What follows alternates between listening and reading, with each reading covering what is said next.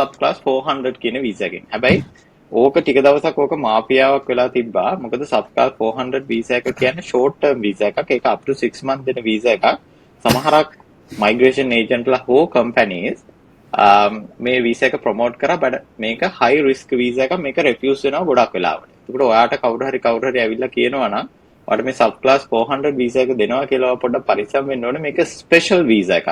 කියන්නේ එක්සැම්පල් එකක් හැටියට මේක හැමෝටම ගන්න බෑ. දැන් chef කෙනෙකුට cook කෙනෙකුට ඇවිල්ලා sub class 400 වීසා එක කියන එක හරියන එකක් නෙමෙයි. සාමාන්‍ය sub class 400 වීසා එක කියන්නේ specific task වලට හදලා තියෙන වීසා එකක්. උදාහරණයක් කියලා හිතන්නකෝ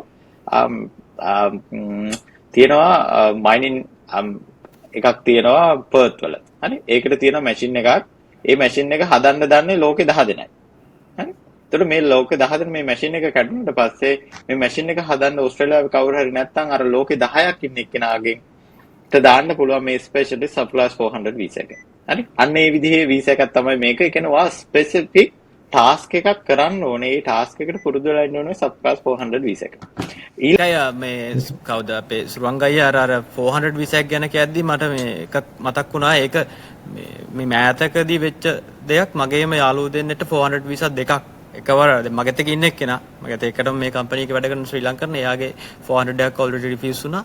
ඊට අමතරව ලංකාවෙන් මේ ලොන්ච් කරපුවා ඒත් 400 එකක් රිෆියුස් වුණා. ඒක මේ රීසෙන්ට්ලි මට වෙච්ච එකක් දැකීමක් තමයි 400 වීසා සම්බන්ධයි.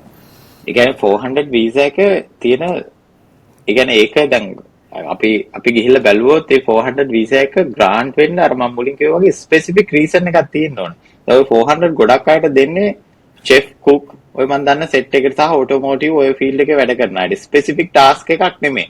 කලාතුරකින් ග්‍රාන්ට් වෙනවා but still most of the ඒවා මම දන්න mostම reason ගොඩක් ඒවා refuse වෙනවා.